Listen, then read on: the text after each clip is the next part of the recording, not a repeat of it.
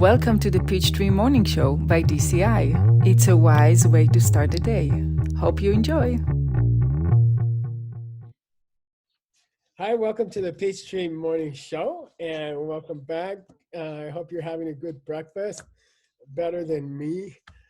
Today I have some special guests this week that they're going to be helping out at the Peachtree Show. The first is Alex Roland. Can you raise your hand? All right. Hello. And she's from Durango, Colorado, and she's a real estate wizard in that town. She's very successful in real estate there. She's also been attending the Sedona College of International Management for 10 terms. That's like a record. That's like #1 record. And she's a Diamond X speaker. And you have spoken in different places around the world, right? I have had an opportunity to travel and do some speaking. Yes. Cool. So thanks for being here. And then Fernanda Jimenez from Mexico City. Welcome and thank you for coming. She's also a Diamond X speaker. She's also a graduate of Sedona College of International Management. And she has her own company, which is called Nest Consulting. And they basically teach business people around Mexico about the seed system. So thank you guys for coming. And I know you're going to be expert helpers. You want to show this calendar for today? In case we forgot. Yeah, Tuesday, April 21st. And you guys ready with a question? There we go. Yeah. We're getting more and more low tech. I'll play the question for today. It's from a guy called Brian from Mexico. Let's hear. Hi, this is Brian from Mexico City. My question has to do with relationships. Almost a year ago, I broke up with my girlfriend, and I was wondering if it's possible for us to get involved in a relationship together again. But I think I have to say that she already has a relationship with someone else. So what does the DCI system says about this? Is it possible, or should I just give up on this? Thank you. Wow. Okay, so Brian from Mexico City. So I personally have a personal experience with this question. Like 3 years ago, I met someone and I think he was the one. Like he was the perfect guy and everything was smoothly and happy. But he didn't want to have a commitment. So the relationship ended. We're still friends, but I still have the hope, like maybe one day we'll come back together or something will happen. So I was working a lot on my seeds, especially commitment seeds. And later he was in another relationship with someone else. So I think I kind of give up, but still had a little bit of hope on the inside. Yeah. And I personally don't think that was a good idea, because if someone is with somebody else and you have a hope for being with that person, then you are on the inside, you're wishing them to break up or to split. Yeah. So when I realized this, I thought like, okay, no, not at all.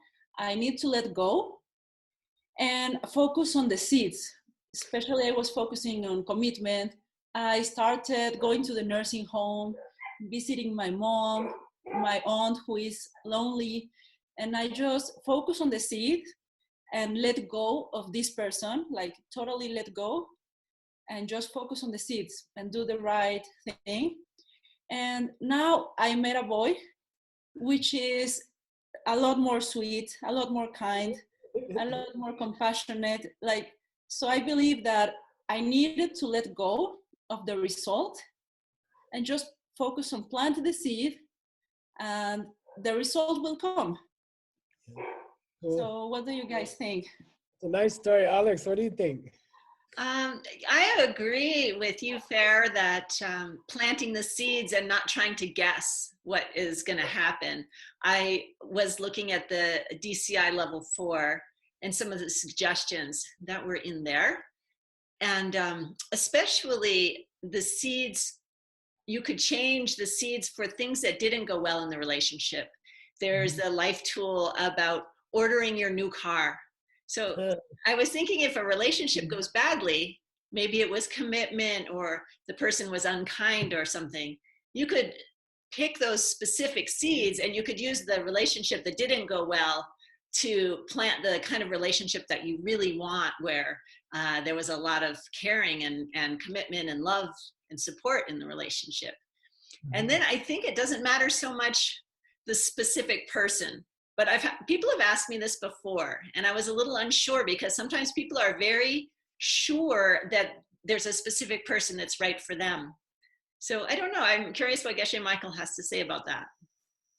Whenever somebody asks me this question, first of all, I also had the same experience, Farah, that you had, you know, and I was faced with the same choice, you know. I was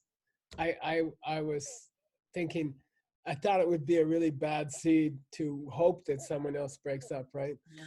Yeah. So I understood that, and I just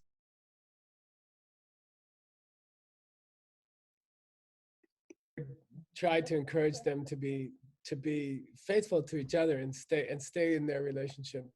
So I worked hard on that, and it was hard for me, but I knew it was the right thing to do, right? And I have to say that we have this thing in DCI called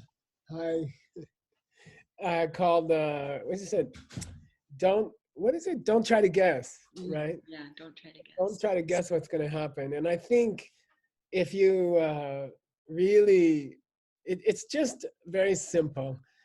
Stay on that commitment not to hurt another two people's relationship. Number one, stay on that commitment. And then number two, keep helping people who are lonely and things like Fair did, right? And I think impossible things can happen.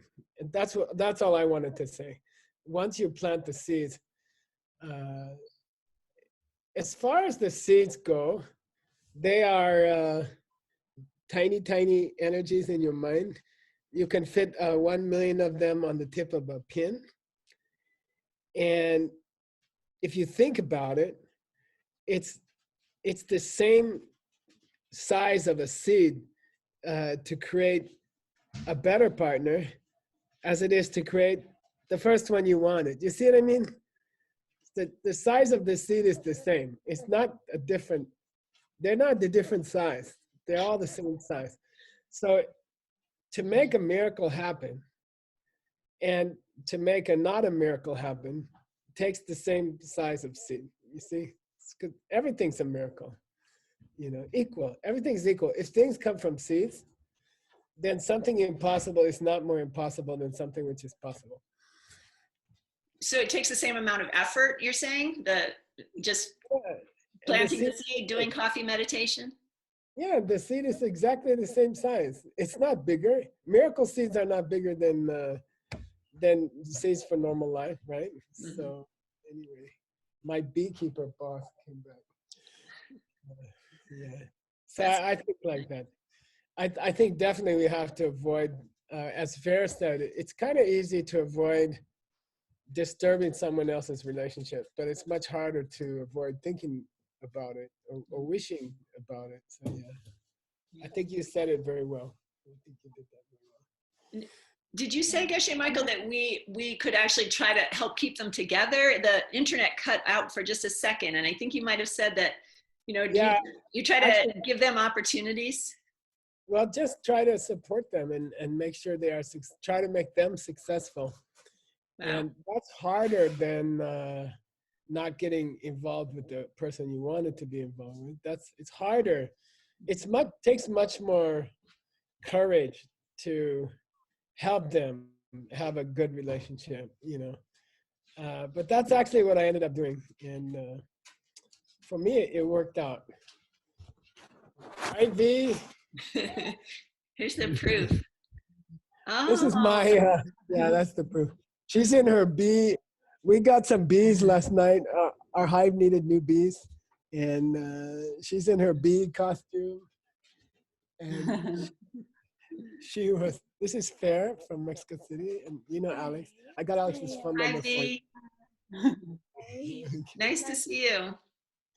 Yeah. Anyway, she's in her bee costume, and she's gonna go out and work on the bees.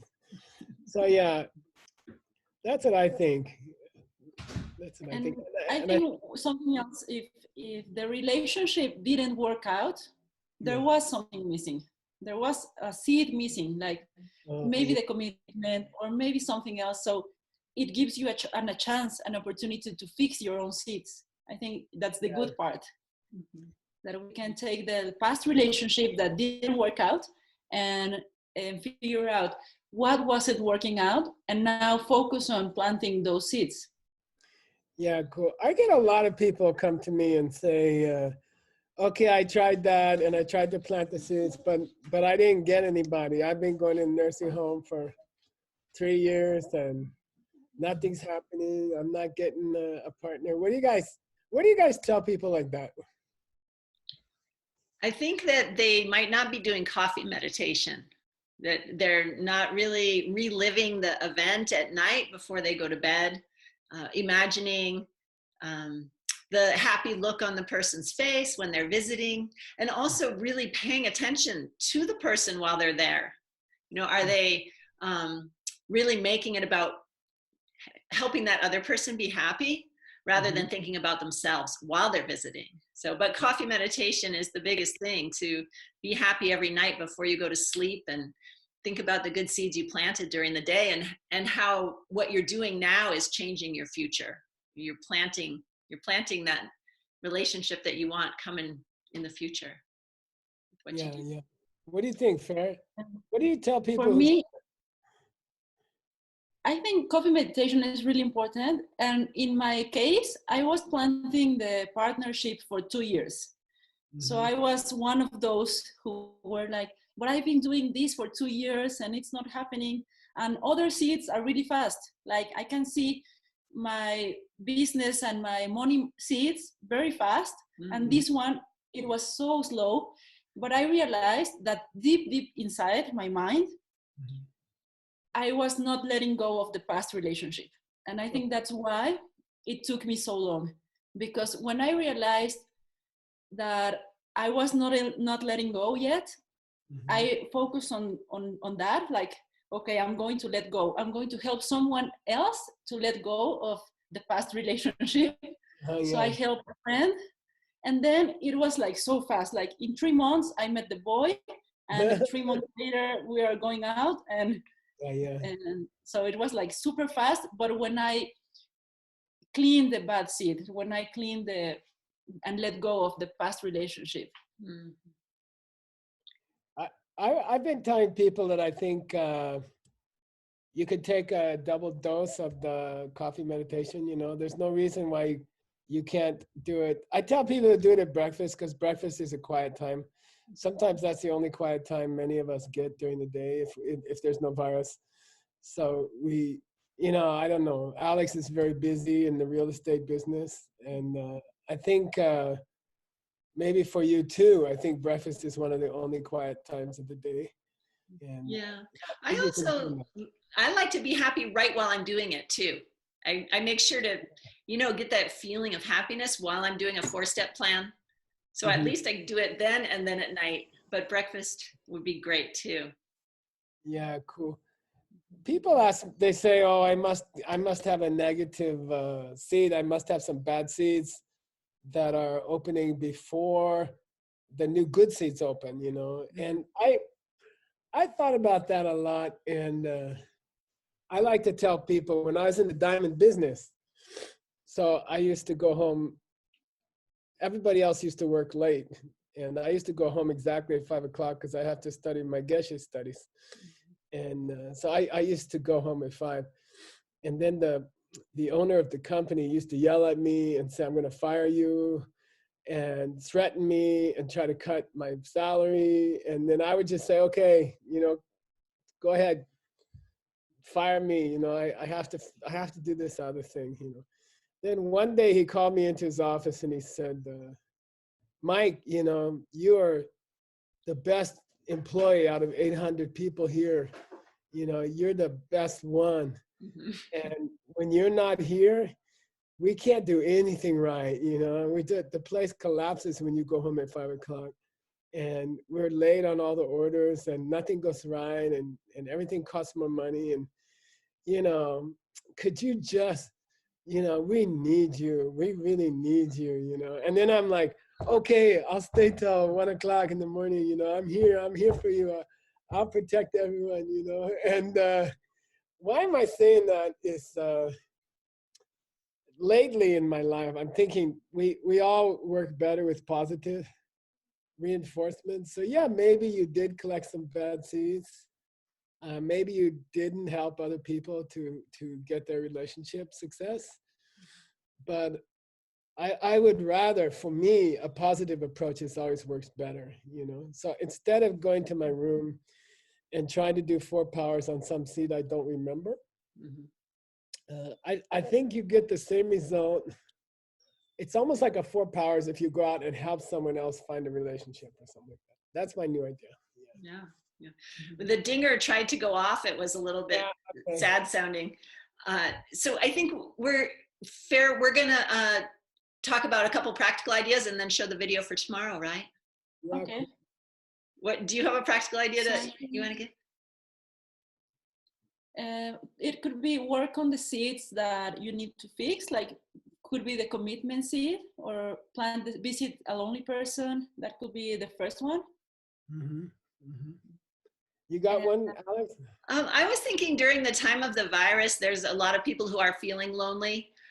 And so whether we want to just protect our current relationship and stay in a sweet relationship that we're already in, or if we're looking for a new relationship, it's a great opportunity right now to reach out to somebody. I set up a family call because I have a family member who lives alone, and got a lot of people together on Zoom and chatted with them. So that was something for me to coffee meditate about. So my practical suggestion is, I know Brian is working very hard on this Peachtree show, and he does a lot of the, you know, dirty work, the hard work, to make sure this show is successful. And I want to thank him for that. And also, I'm thinking, you know, you can redirect that seed. You know, you can say, when you do your coffee meditation, you can dedicate the seed you're doing for many people to have successful relationships through this show. There's 168,000 people have been watching this show. Wow. And so Brian, you know, you got all those seeds from that. I think you should just, when you go to bed at night, you should create a partner with those seeds. I think one more could be also wish them to be happy and to be together. Like, Yeah, even if they're jealous, you can just send them good intentions. That's a hard one, but I think that practice fair, it keeps with you, it stays with you your whole life. If you overcome your jealousy once with one person and you try to make them successful, it becomes a habit for the rest of your life, and that's a very beautiful habit. Yeah. Okay, we got a question for tomorrow. Yes, we do have a question for tomorrow, and it's from Sylvia in Germany.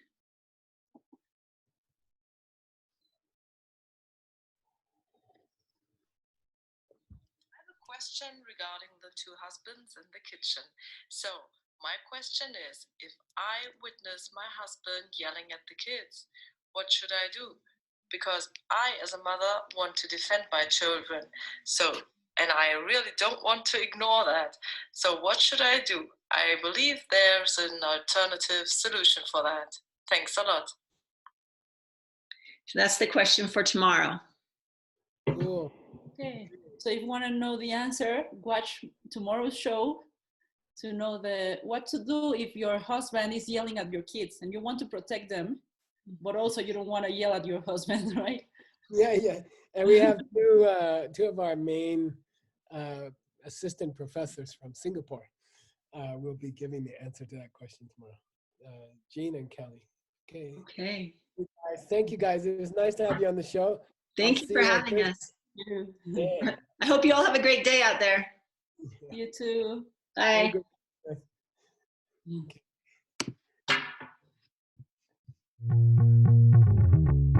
Thanks for watching today's Peachtree Morning Show. See you next time.